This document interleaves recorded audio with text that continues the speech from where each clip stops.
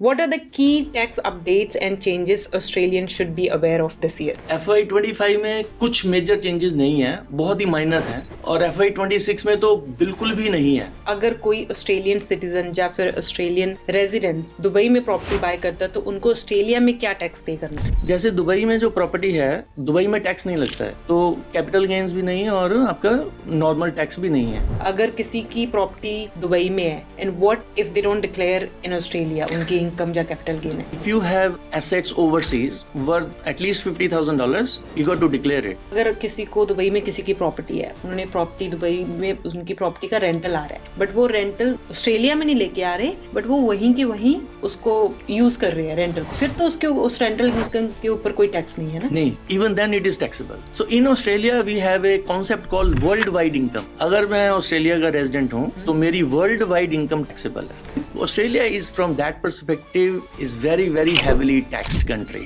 So the marginal tax rate in Australia is like 45%. Tax difference between Queensland या फिर other states and Victoria? Main दो तरह के taxes होते हैं, एक स्टेट टैक्सेस, एक फेडरल टैक्सेस। जी।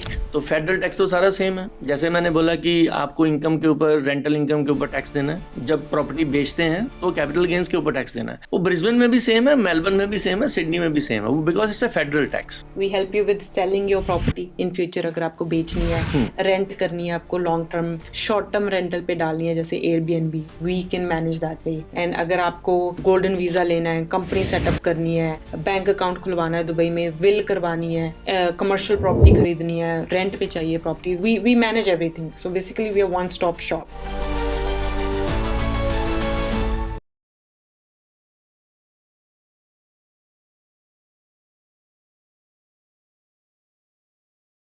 सत श्री अकाल जी and welcome back to our channel once again. मेरा नाम है मनप्रीत कौर और आज हम लोग हैं ऑस्ट्रेलिया में, मेलबर्न में। तो हमारा यहाँ पे 2 वीक का प्रॉपर्टी शो था, तो हमने सोचा क्यों ना हम लोग अगर ऑस्ट्रेलिया में है, मेलबर्न में है, तो क्यों ना यहाँ पे हम लोग जो सीरियस इश्यूज चल रहे हैं उनके ऊपर पॉडकास्ट किया जाए। सबसे बड़ा इशू जो हमें देखने को मिला है हमारे इन्वेस्टर्स से वो था टैक्स। तो आज हम आपको मिलवाने जा रहे हैं मिस्टर नवनीत ज्योति को, जो उनका 30 इयर्स का as a chartered accountant experience है। सो थैंक यू जी, thank you for thank you Manpreet for inviting me on your podcast. Any time जी। और आज का पॉडकास्ट हम लोग हिंदी में करेंगे बिकॉज बहुत सारे हमारे इन्वेस्टर्स नॉन पंजाबीज़ हैं जिनको पंजाबी नहीं समझ आती। सो एक्सेप्ट माई अपॉलॉजीज़ अगर पंजाबी इन्वेस्टर वॉच कर रहे हैं तो, बट आज का पॉडकास्ट हम हिंदी में करेंगे। आप कंफर्टेबल हो हिंदी में? हाँ जी, हिंदी और इंग्लिश थोड़ा सा मिक्स हो जाएगा क्योंकि टैक्स की कुछ चीज़ें हैं वो इंग्लिश में नेचुरली आती हैं बाहर, तो फिर भी मैं कोशिश करूँगा ज़्यादातर हिंदी में ही बोलूँ। No problem. सबसे पहले तो ये बताएं, आप इतने सालों से यहाँ पे रह रहे हो ऑस्ट्रेलिया में, आपको वेदर कैसा लगता है यहाँ पे? वेदर मेलबर्न का तो बहुत ही अनप्रिडिक्टेबल है। It could be raining in your area and then 20 kilometre away from your house it could be bright sunny. So Melbourne is very unpredictable. हाँ, हमने नोटिस किया, बट हमें वेदर यहाँ का अच्छा लगता है। आज सुबह हम लोग होटल से निकले तो इतनी विंड चल रही थी, वो तो हमें लगा बड़ी सर्दी होगी बाहर। तो जैसे होटल से बाहर निकले ठंड बिल्कुल नहीं थी, विंड इतनी जोर से चल रही थी। और देन यहाँ पे अब हम लोग आए अभी तो यहाँ पे बारिश हो रही थी बाहर। सो कुछ पता नहीं चल रहा क्या हो रहा है। It is very common to have 4 weathers all in a day. So it's all in a 24 hours day. So it's very common. So everyone, goes around. He has jacket, jumper in his car. I know. You never know when you're going to use it. Yeah. तो हम Dubai से आए हैं, तो Dubai में ना गर्मी बहुत होती है हमारे। Stable weather. हाँ, स्टेबल नहीं, बल्कि थोड़ा सा मोस्ट ऑफ द ईयर थोड़ी गर्मी रहती है। ठीक है, मौसम प्लेजेंट भी रहता है, बट हमें ऐसी ठंड नहीं मिलती वहाँ पे। तो हम यहाँ पे बड़ा एंजॉय करते हैं, जैकटे जुकटे लेके आते हैं जो हमारी दबी रहती है पूरा साल वो यहाँ आके निकालते हैं। परफेक्ट जी। नवनीत जी, हमारे जैसे मैंने पहले बताया था हमारे शोज हुए थे 2-3 ऑस्ट्रेलिया में, मेलबर्न में। तो हमारे जितने भी इन्वेस्टर्स थे सबके टैक्स के रिलेटेड क्वेश्चंस थे। तो we wanted someone like you who has experience, who has done this for years, and maybe you can give valuable information to our investors. So we'll start with first question। ये सारे question जो आज मैं आपको पूछूंगी, ये questions मेरे investors से आए हैं, जो मीटिंग्स हुई हैं हमारी पिछले 2 वीक में, उनमें से ये क्वेश्चंस आया है। तो पहला क्वेश्चन है, what are the key tax updates and changes Australians should be aware of this year? Financial year जैसे कि यहाँ पर ना 1 जुलाई से स्टार्ट होता है और 30 जून को फिनिश होता है, 12 मंथ्स का जो फाइनेंशियल ईयर है। FY25 में कुछ मेजर चेंजेस नहीं है, बहुत ही माइनर हैं, और FY26 में तो बिल्कुल भी नहीं है। तो FY25 में जो चेंजेस हुए थे कंपेयर टू FY24, वो सिर्फ एक टैक्स के जो, I am talking only for the personal individuals, right. So बहुत माइनर टैक्स चेंजेस हैं कि 19% की टैक्स ब्रैकेट थी वो 16 कर दिया, और एक टैक्स की जो ब्रैकेट्स होती हैं वो उसको थोड़ा सा क्रीप अप कर दिया, और टैक्स रेट जी जो ब्रैकेट्स हैं उनको कम किया।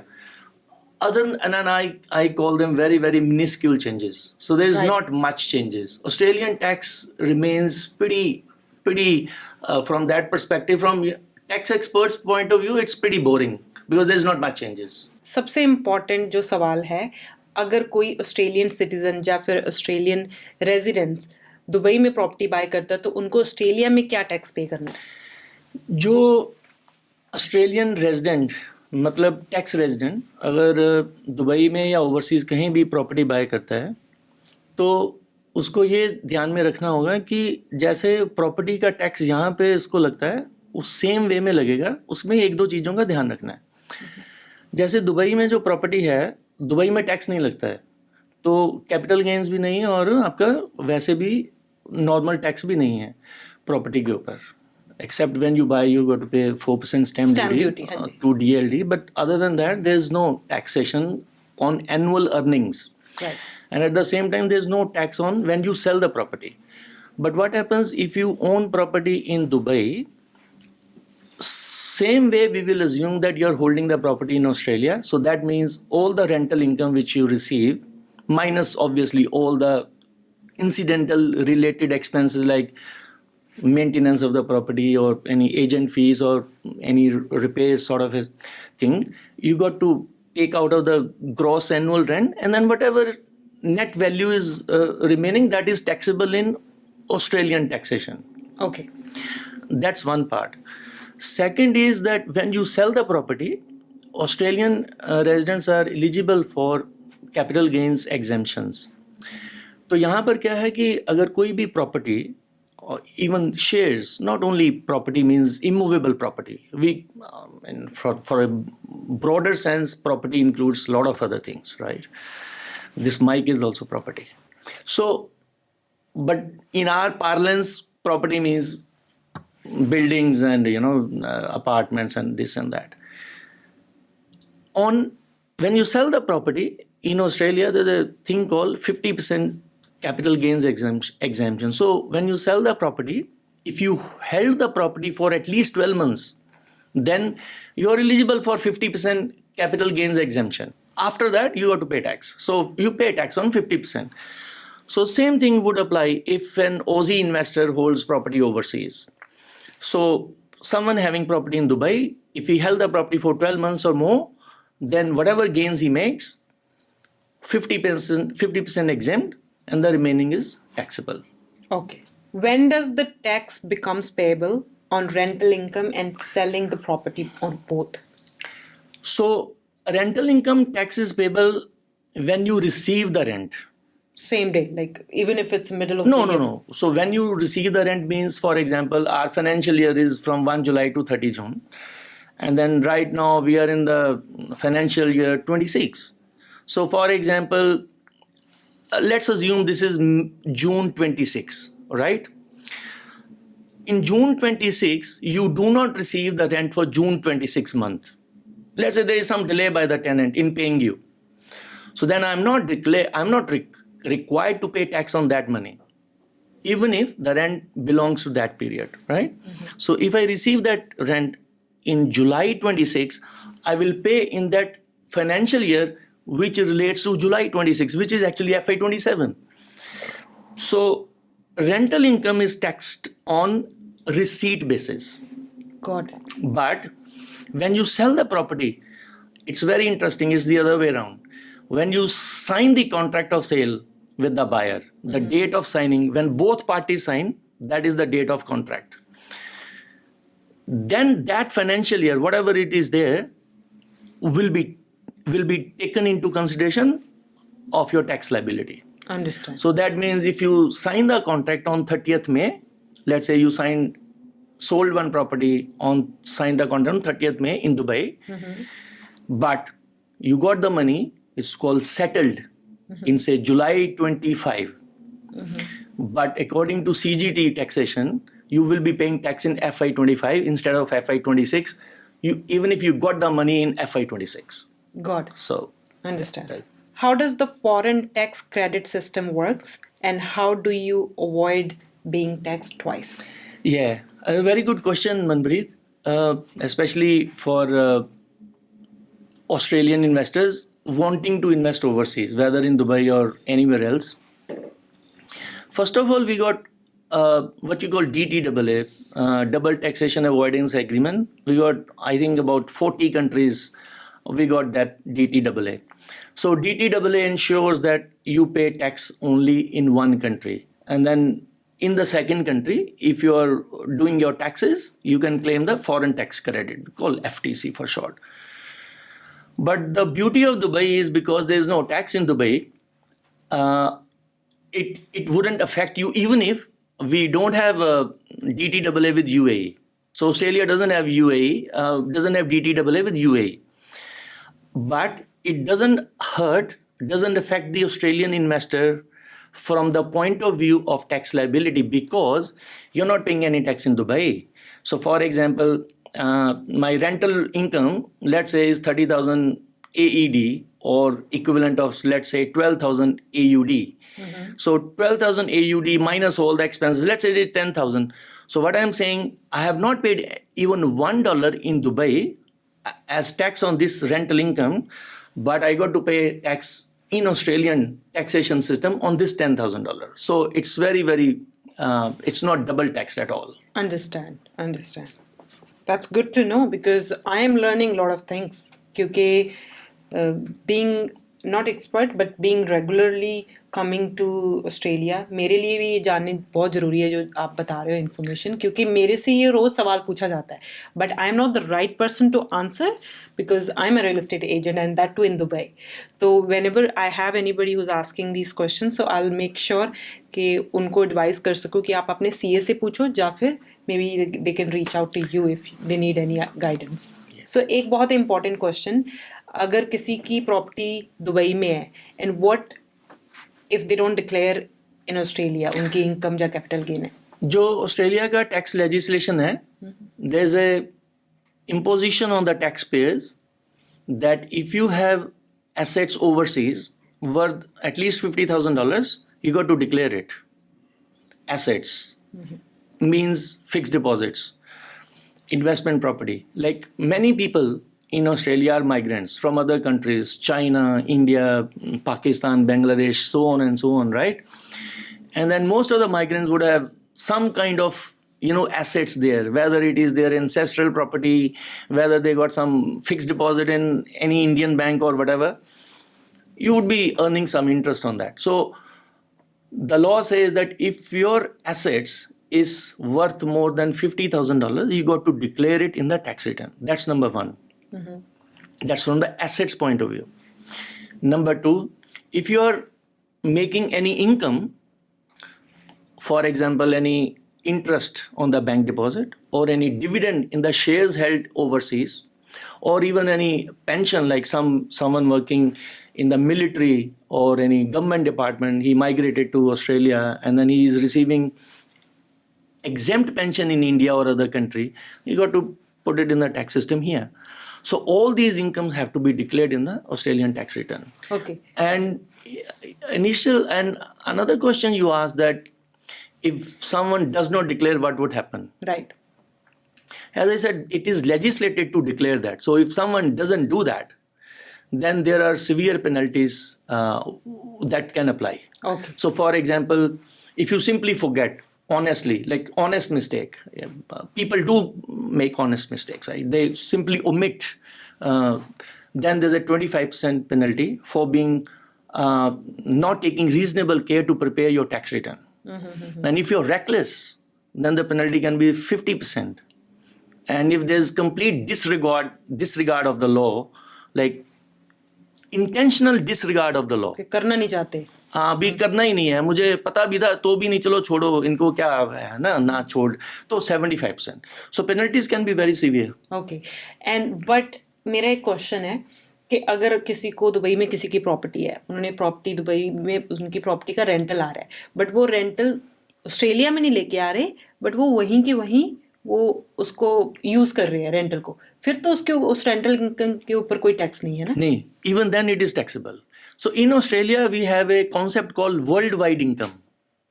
तो वर्ल्ड इनकम का मतलब ये है कि मैं अगर ऑस्ट्रेलिया का रेजिडेंट हूँ, हाँ अगर मैं नॉन रेजिडेंट हूँ तो चीज़ें बदल जाएंगी, लेकिन उसके बाद में हम बाद में आते हैं. अगर मैं ऑस्ट्रेलिया का रेजिडेंट हूँ तो मेरी वर्ल्ड वाइड इनकम टैक्सेबल है. वर्ल्ड वाइड का मतलब ये है कि कहीं भी दुनिया में मेरी कोई इनकम है, इनकम मीन्स इनकम, राइट, वो यहाँ पे मुझे डिक्लेयर करना और उसके ऊपर टैक्स देना है. वो ऑस्ट्रेलिया में आई लेके नहीं आई, but you have right over that money. Right का मतलब ये है, once you have enjoyment right over the property means that money. So for example, I got $10,000 as an Australian permanent resident, a tax resident from that perspective. So I got 10,000 in Dubai bank account, which I earned through rental income. The question is whether I brought that 10,000 in Australia or not is irrelevant, because I have right over that $10,000. I can enjoy that 10,000. Yeah. So once you have enjoyment right over something, then that means you have gained it. Whether it is an Australian bank account, it's not relevant. What are your thoughts on this? It is completely right. It's right? Yeah, because see, when I have right over that $10,000, I can loan that money to anyone else. I can reinvest that money anywhere else. So once I have right over that money, it is mine. Once it is mine, then it is taxable. It's very simple. Right. But don't you think it's too much of tax? Like you're not even investing. Australia, yes, Manpreet. Australia is, from that perspective, is very, very heavily taxed country. Yeah. So the marginal tax rate in Australia is like 45%. But that is applicable only for the people earning more than 190,000. Right. But that is there. And, क्या कर सकते हैं? yeah. Every country or city has pros and cons, है ना? Yes. This country is giving lot to lot of people, so कुछ तो पे करना पड़ता है, रिटर्न में कुछ तो देना पड़ता है. इट्स गिव एंड टेक, है ना? सो यस, आई रिसेंटली मैंने बहुत सुना है हमारे ये मीटिंग्स जितनी भी होती है प्रॉपर्टी शो पे, people are very tired, fed up from too much tax. अभी रिसेंटली मैंने एक और खबर सुनी थी, इट्स नॉट कन्फर्म, लाइक सिर्फ रूमर्स नहीं, सिर्फ इन्वेस्टर्स ने बोला था कि there is some tax law going to apply where if you have 3 rooms in the house, 2 room occupied है, आप आपकी फैमिली रहती है, 3rd room पे tax. It's not law yet. It's not yet. Yeah, but because they said see, they are thinking, और उसका कारण ये है कि यहाँ पे हाउसिंग क्राइसिस तो है, डिमांड सप्लाई का बहुत मिसमैच है. Okay. So there are few people who got a lot of investment properties, and at the same time there are a lot of people who are struggling to get into the market, like young people, you know, even if they are making good money, like $200,000 between husband and wife, in their 20s, starting their jobs, you know, good careers in the making. Right. पर वो घर नहीं खरीद सकते, क्योंकि इतने पैसे से भी आप अच्छी प्रॉपर्टी नहीं ले पाओगे, क्योंकि वो प्रॉपर्टी आउट ऑफ रीच है. Right. Or at the same time, there are few people who got 10, 15 properties. And more than that. Huh? The top data, which I think, if I'm not wrong, there's a guy in New South Wales, he owns 110 properties. Wow. But there are many who owns like 20, 30, 40, endless. Right. Portfolios. Yeah. So they want to bring some balance so that youngsters are able to get into the market as first home buyer. So that is why they are thinking of putting some tax on the vacant rooms. For someone considering their first overseas investment, what should they think about from tax prospect before buying? Someone considering to buy property overseas, or for that reason in Dubai, there are before we talk of tax thing, there are few other things. For example, where in Dubai you want to buy, and why you want to buy in Dubai at the first instance anyway. Have you done your homework? Have you consulted some good property advisor there? and the project where you're going to invest, whether it is being developed by of some reputed company, right? Exactly. Things like that. Very important. Yeah. And so once you have done this kind of a homework, and then where exactly in Dubai you want to buy, whether you're buying in free zone area or mainland area, and what are the consequences of mainland and free land. Obviously you are well into those things. Yes. Once you have come across these things, then you can think of tax perspective. So जैसे कि मैंने पहले बोला कि जो भी Dubai का rental income आएगा वो आपके यहाँ पे इनकम में ऐड होगा. इनकम में ऐड होने का मतलब आपको मार्जिनल टैक्स पे करना पड़ेगा. तो जैसे कि ऑस्ट्रेलिया में मिनिमम टैक्स रेट 0% भी है, 18,200 तक तो कोई टैक्स नहीं है, सो 0% हो गया. और 135 के बाद 45% है. तो आपकी जो एग्जिस्टिंग इनकम है उसमें जब भी जिस पॉइंट पर भी दुबई वाला रेंट ऐड होगा उसके ऊपर आपको उस परसेंटेज वाला टैक्स देना पड़ेगा जिस परसेंटेज में आप हो अभी, जिस ब्रैकेट में आप हो. We call marginal tax in our language. Right. Okay. तो ये टैक्स इम्प्लीकेशन ये ध्यान में रखना पड़ेगा. दूसरा ये है कि आप कितनी देर के लिए इन्वेस्ट कर रहे हो, और ये ध्यान में रखना पड़ेगा कि जब आपने वो प्रॉपर्टी को एग्जिट करना है, कभी ना कभी तो आप एग्जिट करोगे. तो unless you pass on to the next generation, that's a different thing. So when you exit, there are obviously heavy tax liabilities in the CGD consequences हैं उसके. Right. तो ये सारी चीज़ों को ध्यान में रखते हुए ऑस्ट्रेलियन इन्वेस्टर को दुबई में प्रॉपर्टी बाय करना है. पहले अपनी रिसर्च कर लें. Yes. Regarding tax and all. Yes, obviously. Do you recommend Australian citizen or residents buying a property in Dubai? Yes. There are तीन चार चीज़ें हैं जो मुझे पता है कि दुबई में प्रॉपर्टी क्यों बाय हम कर सकते हैं. अगर हम ऑस्ट्रेलिया और दुबई की प्रॉपर्टी को थोड़ा सा कंपेयर करें तो मुझे लगता है कि जो ऑस्ट्रेलिया में प्रॉपर्टी मार्केट है ये काफ़ी स्टेगनेटेड है. In the sense residential market में रिटर्न जो यील्ड है that varies between 3 and 4%. Right. Very unlikely you will get more than 4 or 5%. Very unlikely. Possible है अगर वो ड्यूल की हो. यहाँ पे ड्यूल की का भी कॉन्सेप्ट है. वेस्टर्न ऑस्ट्रेलिया में और क्वींसलैंड में बहुत पॉपुलर है ड्यूल की. Right. विक्टोरिया में अभी नहीं है ये चीज़. ड्यूल की प्रॉपर्टी पे 5-6% रिटर्न हो सकता है. अगर ड्यूल की नहीं है तो रिटर्न 3 से 4% ही रहता है. ड्यूल की क्या होता है? मतलब एक ही ब्लॉक में 2 घर बनाने की वो आपको परमिशन देते हैं. एक थोड़ा सा आगे घर होता है, एक पीछे थोड़ा सा छोटा बना देते हैं, या कभी ग्रैनी फ्लैट बना देते हैं, या मतलब एक घर थोड़ा सा बड़ा एक थोड़ा सा छोटा. वो हमारे विक्टोरिया में ये अभी नहीं है पॉपुलर. हाँ. एक कनाडा में होता है वो नीचे घर, वो नीचे बेसमेंट होता है. बेसमेंट होती है, जब फिर वो ग्राउंड लेवल पे घर होता है, फिर साइड से सीढ़ियां लगा देती है. चंडीगढ़ पंजाब इंडिया में भी होता है. इंडिया में भी है. साइड से ऊपर 1-2 रूम बना देते हैं जस्ट रेंट पे डालने के लिए. सो आई नो. सो वो जब रेजिडेंशियल में रिटर्न ही 3 to 4% है और कमर्शियल में 6 to 8% रहता है. लेकिन अगर रेजिडेंशियल में रिटर्न 3-4% में मैं दुबई से कंपेयर करूं तो मुझे पता है कि दुबई का मिनिमम रिटर्न 7% है. In some areas it can go up to even 9 and 10%. Exactly. Right. दूसरा बहुत बड़ा प्लस पॉइंट. बहुत बड़ा प्लस पॉइंट है.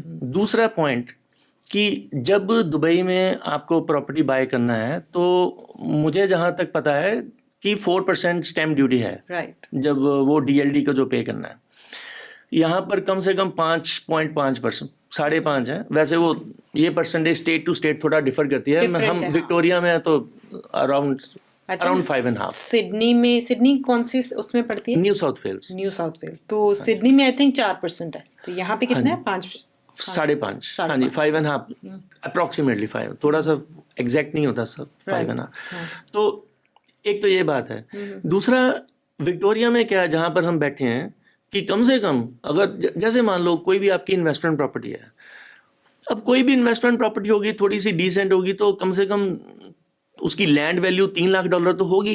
मतलब unless it's a very tiny town house where land is like 150 square metre, land component value is say 250,000. That is also possible. Any investment property in Victoria, and land component up to 300,000, you're paying $975 just as a minimum land tax. Wow. More than 300,000 is, I think, $1,350. And then this tax has been introduced very, very recently, I think 2-3 years ago. अच्छा. उससे पहले भी land tax था, लेकिन इतना ज्यादा नहीं था, वो बहुत कम था. ओके, सो प्रॉपर्टीज के ऊपर सारे टैक्स लाइक टोटल कितने टैक्स होती है, लाइक उनके बारे में जरा बताओ. हाँ, प्रॉपर्टी के ऊपर ये तो एक तो लैंड टैक्स है. हाँ जी. फिर जो भी आप प्रॉपर्टी ओन करते हैं उसके ऊपर काउंसिल रेट्स हैं. इंश्योरेंस तो आपको मेंटेन करना ही है. और अगर वो प्रॉपर्टी किसी बहुत बड़ी बिल्डिंग में है जहाँ पर लेट्स से 600 अपार्टमेंट्स हैं CBD में, then those 600 apartments are obviously maintained operated by a thing called body corporate. Right. तो बॉडी कॉर्पोरेट के चार्जेस हैं. It can vary between 5,000 to 10,000 पर apartment. That's a lot of money. Right.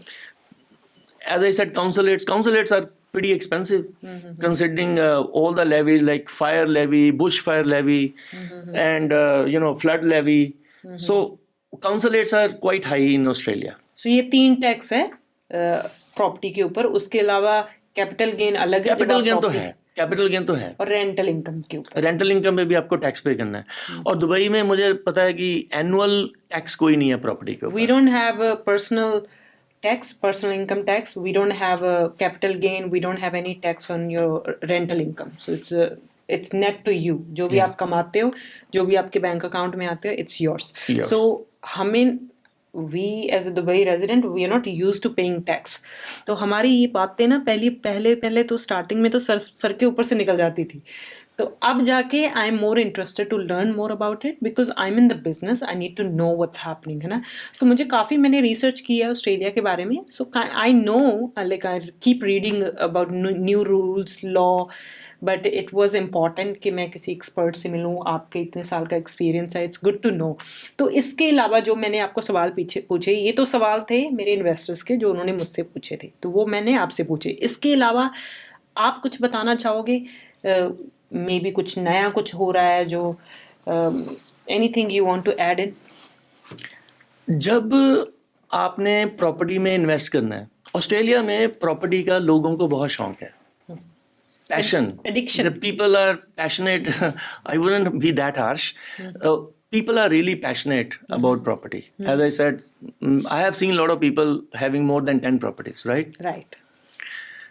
So when you have a lot of properties, then as an investor, it is your common sense thing to make sure that your wealth, property means wealth, is safe in the future. True. You're able to pass on to your next generation in a very, very smooth manner. Right. When I say safe, so we must understand Australia is one of the most litigated countries. Like the most litigated state in the world is one of the states in the US. And the second is New South Wales in Australia. Like on an average, probably every third person in New South Wales is involved with some kind of litigation. Either he has sued someone or he has been sued by someone else. When that is the state of affairs in any country, it is very important to make sure how you structure your wealth. Structure means in which structure, which is the legal entity that owns that asset. Right. So that in the times when it is very tough for you, liquidations, bankruptcies, all those things may happen. Right. So what are things you can do so that those things are safe, those properties are safe, your wealth Your is protected. principal is safe, basically. Yes. So we call it asset protection strategies in Australia because it is important, right? It is, definitely.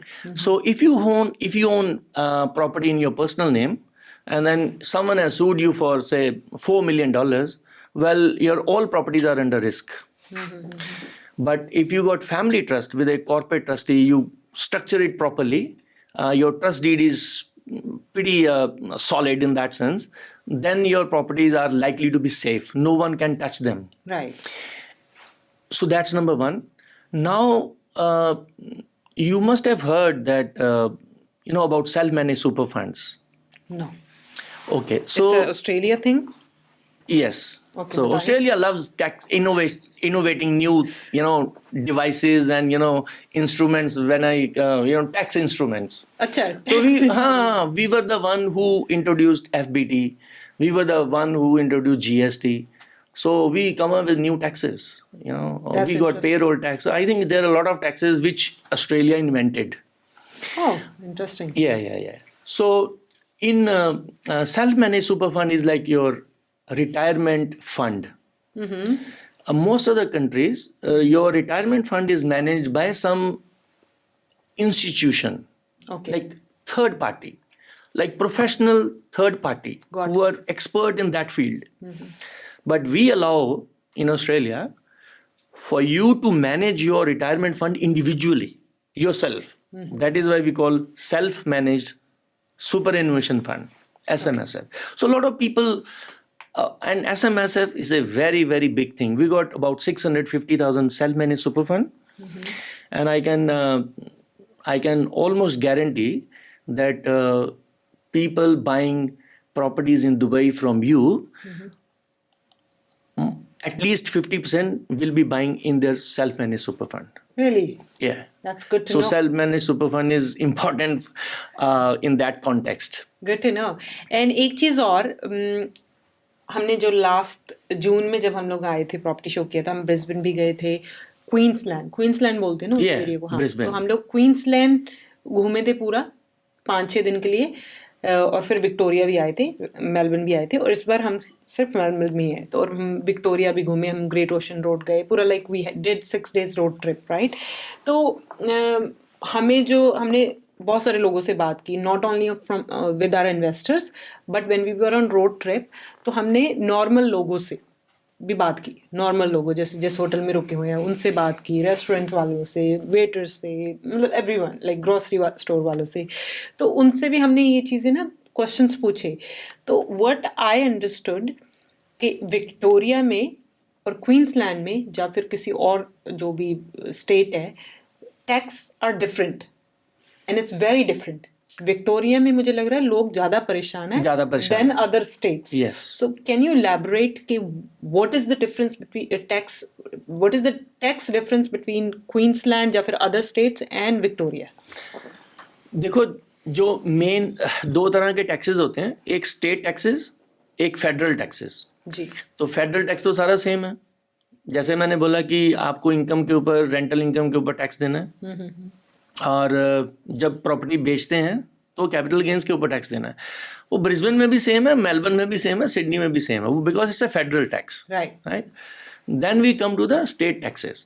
State taxes means stamp duty when you buy the property, or annual land tax when during the time you own and hold the property. Only these 2 things are different. Otherwise everything is same. Okay. Yeah. So tax difference है. Tax difference है. और Victoria में में, Victoria से लोग बहुत दूसरी states में गए हैं, specially Queensland, western Australia and south Australia. Right. Perth में भी बहुत लोग इन्वेस्ट, पर्थ में बहुत गए हैं. Yes. Yeah that I got to know because हम लोग ने नॉर्मल लोगों से भी ये बात की, क्योंकि इन्वेस्टर तो उस माइंडसेट से आता है, अपनी रिसर्च करके आता है, उनकी बात तो सुनते ही हैं हम लोग, बट जो नॉर्मल लोग, people who are not thinking about investing outside Australia या फिर outside Victoria, उनके भी रिव्यूज लिए हमने. तो people are upset. People are upset, especially in Victoria. Yes. A lot of I can investors feel have that. fled Yeah. through. Yeah. Like a lot of investors are planning to move out. I'm not saying all to Dubai, but like जो हमने feel हुआ कि they are trying to leave Victoria, maybe to some other states like Perth. बहुत सारे लोग gold coast जा रहे हैं, या फिर ब्रिस्बेन बहुत सारे लोग मूव हो रहे हैं. ब्रिस्बेन में बहुत लोग मूव हुए, क्वींसलैंड में बहुत लोग मूव हुए. If you buy 2-bedroom apartment in Brisbane, it's gonna cost you more than 700,000. You can buy 2-bedroom apartment for less than 500,000 in Melbourne, where Melbourne is 4 times bigger than Brisbane. How come? Why is that different? Because prices बहुत ज़्यादा. See, whatever apartment prices we had almost in 2018 in Melbourne, I think we are having almost same price in 2024. Maybe now there's a little bit uptake because of this interest rate reductions in the last 4 to 6 months. There's little bit of uptake in apartment values, but it's still very low. I noticed that कि actually बहुत सारे investors ने हमें ये सवाल पूछा कि apartments तो अप्रिशिएट नहीं होते, तो मैंने जो नोटिस किया ना, और मैंने थोड़ी सी रिसर्च की उसके बाद कि क्यों मुझे सब लोग यही बोल रहे हैं, आई नोटिस्ड कि मेलबर्न में ना अपार्टमेंट्स अप्रिशिएट नहीं होते, विलाज एंड टाउन हाउसेस होते हैं लैंड के साथ जो प्रॉपर्टी होती है, बट अपार्टमेंट्स अप्रिशिएट नहीं होते। उसके कई कारण हैं, उसमें से जो सबसे मेन कारण ये है कि जो अपार्टमेंट्स होते हैं उस एरिया में जो ओनर इन्वेस्टर होते हैं, ओनर ऑक्यूपायर, अच्छा, ओनर ऑक्यूपायर 35% होते हैं। जहाँ पे प्रॉपर्टी प्राइस की कैपिटल ग्रोथ अच्छी होती है वहाँ पे जनरली, ऑस्ट्रेलिया की बात कर रहा हूँ, दुबई का नहीं, वहाँ पे ओनर इन्वेस्टर ओनर ऑक्यूपायर 70% से ज़्यादा होते हैं। जब किसी एरिया में ओनर ऑक्यूपायर 70% से ज़्यादा होंगे, means people are living there long term, उनके बच्चे हैं, वो बड़े हो रहे हैं धीरे धीरे, और 10-15-20 साल वहाँ पे रहेंगे, तो एक स्टेबिलिटी है, और there are less stock available to sell. So if someone, coming into that suburb area has got to pay the premium. Now compare it with apartment market. 25-30% ही वो ओनर ऑक्यूपायर हैं, और बहुत से अपार्टमेंट्स को renting है, तो बाकी 70% renting है। तो कभी मैं आज यहाँ पे जॉब कर रहा हूँ तो मैं यहाँ पे अपार्टमेंट है, फिर परसों वहां पर है, और तीसरे दिन कहीं और है, तो उसकी मूवमेंट बहुत ज्यादा है। When in any area the occupiers of those properties are moving too much, उसकी वैल्यू नहीं बढ़ती। राइट, दुबई में आई थिंक थोड़ा सा डिफरेंट है। मैंने देखा है यहाँ पे ना कल्चर, विलास और टाउन हाउसेस का कल्चर ज्यादा है, मतलब घर का कल्चर ज्यादा है। मैंने नोटिस किया कुछ हमारे इन्वेस्टर्स है, वो हस्बैंड वाइफ एंड बच्चा है, बट कितने बेडरूम के घर में रह रहा है वो? 5 बेडरूम। अभी हम लोग एक मीटिंग से आ रहे हैं, वो पाजी जो मैं नाम नहीं लूंगी, तो हमारे पाजी, उनका भी घर 5 बेडरूम का, 4 बेडरूम का कि 5 बेडरूम का, वो हस्बैंड वाइफ और छोटा बच्चा है। तो वो मैं हैरान हो रही हूँ कि हाँ, मतलब दो जनों की फैमिली है और 4-5 बेडरूम, बट आई थिंक ये कल्चर है, लाइफस्टाइल है यहाँ का, है ना। दुबई में ऐसा नहीं है। दुबई में अगर हस्बैंड वाइफ और बच्चा है तो 1 बेडरूम में रहोगे। Okay. People don't live in houses, mansions. Like mansions. Like yes, people do who have like unlimited money. ऐसा नहीं है कि वहाँ पे बड़े घर नहीं है, mansions नहीं है. Properties are expensive.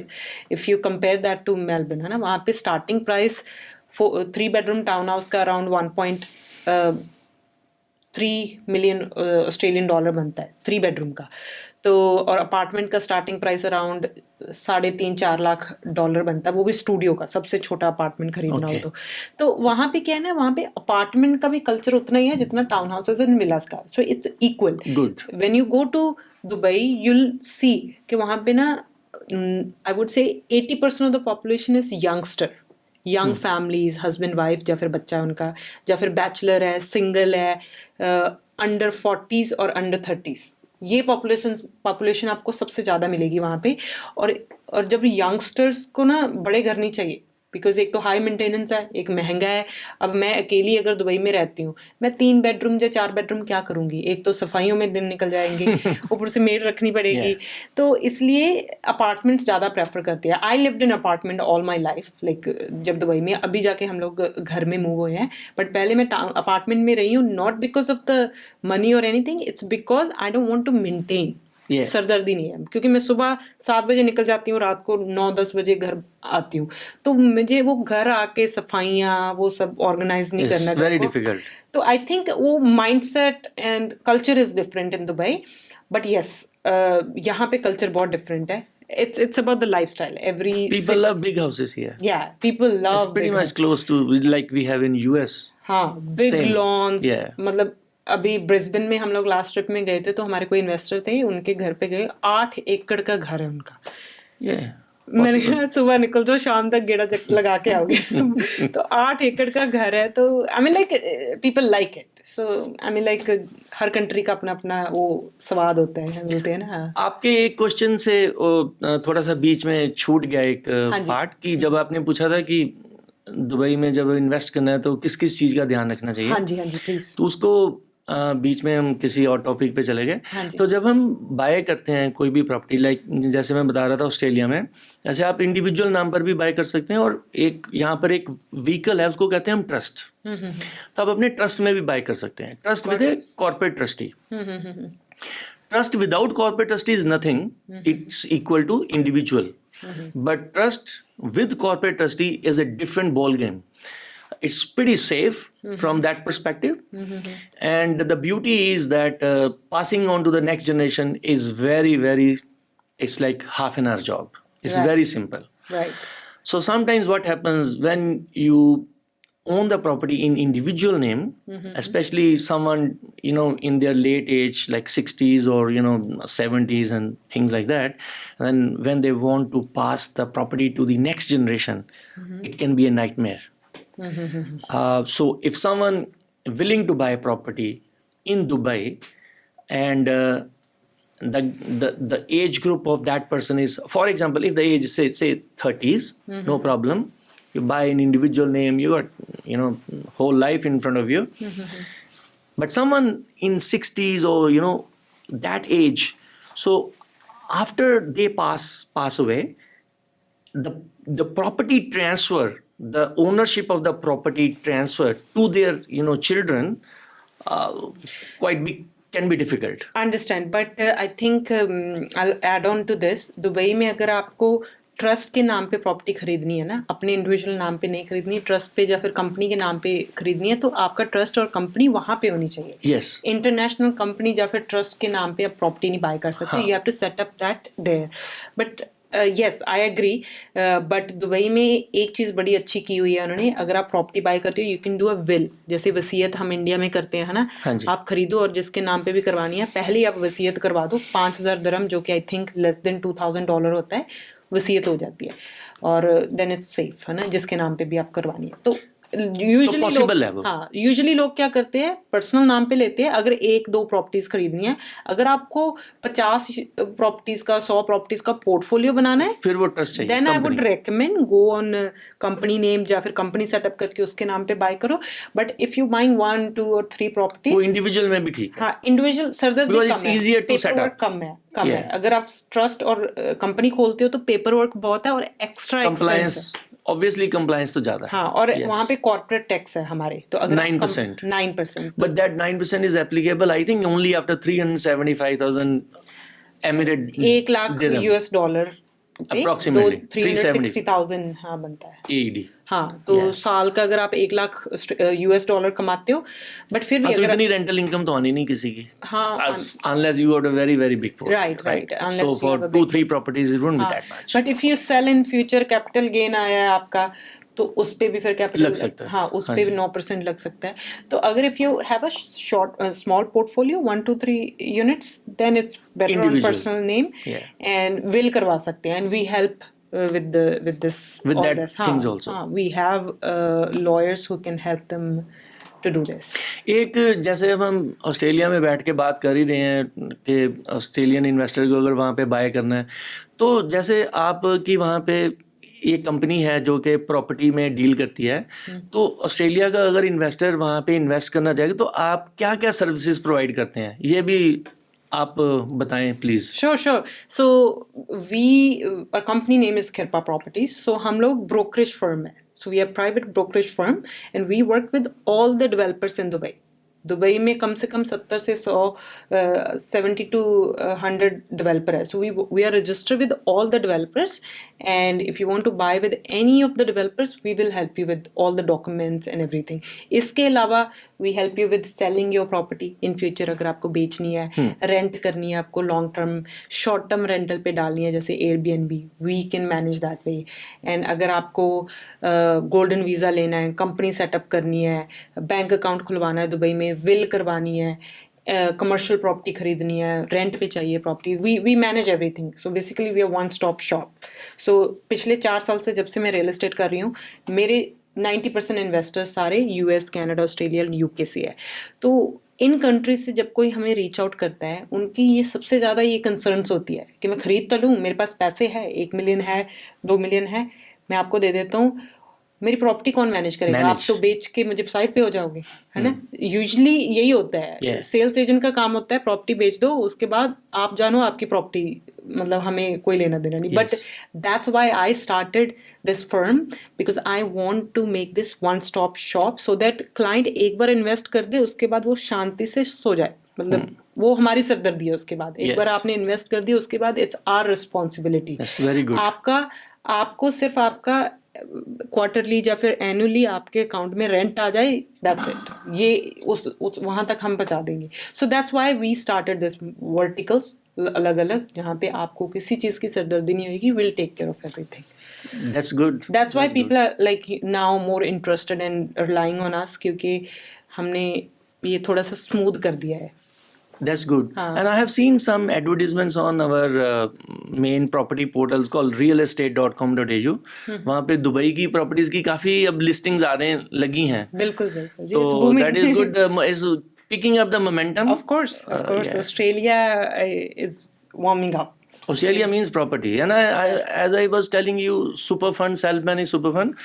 यहाँ पे I think about 650,000 self-managed super fund है. 650,000. Wow. With 1.2 million members. और उनके जो asset base है, that is more than $1 trillion. Wow. So you can imagine, and most of it is invested in property. Amazing. Shares as well, but most of property. Amazing. So you can imagine the potential. Yeah, there is the potential. That's why we are planning to have our base here, because people need those services जो हम provide करते हैं. Yeah. It's not only about coming and selling property, it's about managing your portfolio. Yes. From A to Z. आपको कभी phone करने की जरूरत नहीं पड़ेगी कि मनप्रीत लीकेज हो गई है, मनप्रीत चेक नहीं क्लियर हो रहा है. So वो सारी सरदर्दी we take. बट एनीवेज हमारे पास भी टाइम कम है. I know it's Sunday evening, आप आज फादर्स डे है तो आपको भी घर जाना होगा, है ना? सो थैंक यू जी, thank you for so much for taking our time. Thank you for inviting me to your podcast. It's been a pleasure to talk to you. Thank you जी, thank you everyone for watching this podcast. अगर आपका फिर भी कोई सवाल हो इसके अलावा तो मुझे कमेंट करके बता दें. और बाकी हम लोग ऑस्ट्रेलिया आते रहते हैं. अगर आप ऑस्ट्रेलिया से हमें देख रहे हैं तो कांटेक्ट कर लें. In case if you want to reach out to us, we are coming to Sydney and Perth next month. So see you guys. Thank you. Sat Shri Akal. Bye bye.